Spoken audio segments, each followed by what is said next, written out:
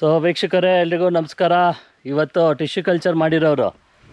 Tissue culture for example ಇದು ನಾವು ಹಾಕಿರೋದು ಕಂದು. ಇವಾಗ ಟಿಶ್ಯೂ ಕಲ್ಚರ್ ನೀವು ನಾಟಿ ಮಾಡಿದ್ದೀರಾ ಅಂದ್ಕೊಳ್ಳಿ. ಹಿಂದಿನ ವೀಡಿಯೋಲಿ ನೋಡಿದ್ದೀರಾ ಟಿಶ್ಯೂ ಕಲ್ಚರ್ ನಾಟಿ ಮಾಡಿರೋರು ಏನೇ ಮಾಡಿದ್ರು ಭೂಮಿ ಲೆವೆಲ್ಗೆ ಮಾಡಬೇಕು. ಯಾಕಂದರೆ ಮಳೆಗಾಲ ನೀರು ನಿಂತ್ಕೊಂಡ್ರೆ ಗಿಡ ಕೊಳ್ತೋಗುತ್ತೆ. ಸೊ ನಾವು ನಾಟಿ ಮಾಡೋದು ಭೂಮಿ ಲೆವೆಲ್ಗೆ ನಾಟಿ ಮಾಡಿರ್ತೀರಿ.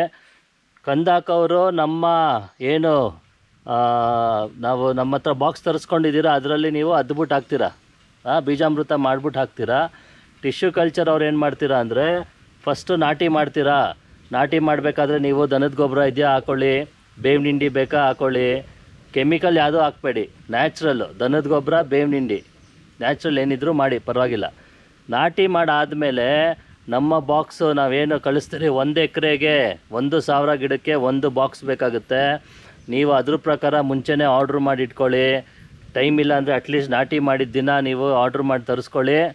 ನನ್ನ ಸಜೆಷನ್ನು ಮುಂಚೆನೇ ತರಿಸ್ಕೊಂಡ್ರೆ ನೀವು ನಾಟಿ ಮಾಡಿದ ದಿನ ನೀವು ಒಂದು ಡ್ರಮ್ಮಿಗೆ ನೀವು ಕಳಿಸ್ಬಿಟ್ಟು 2 kg ಬೆಲ್ಲ 2 kg ಕಡಲೆ ಹಿಟ್ಟು 5 ದಿನ ಇಟ್ಟು ಪ್ರೋಸೆಸ್ ಏನಿದೆ ಅದನ್ನು ಮಾಡಬೇಕು. ಮುಂದಿನ ವೀಡಿಯೋಲಿ ಆ ವಿಡಿಯೋ ಇದೆ, ಅದನ್ನು ನೋಡಿಕೊಂಡು 5 ದಿನ ಆದಮೇಲೆ ಒಂದೊಂದು ಗಿಡಕ್ಕೆ ನೀವು ಅರ್ಧ ಲೀಟ್ರ್ ಹಾಕಬೇಕು. ಸೊ 500 ಲೀಟ್ರ್ ಮಾಡಿಕೊಂಡು ಫಸ್ಟು 3 ತಿಂಗಳು ನಾವು ಡ್ರೆಂಚಿಂಗ್ ಮಾಡಬೇಕು, ಅಂದರೆ ಬುಡಕ್ಕೆ ಹಾಕಬೇಕು. ಸೊ ಇದು ಫಸ್ಟ್ ತಿಂಗಳು ನೀವು ಬುಡಕ್ಕೆ ಹಾಕಿ.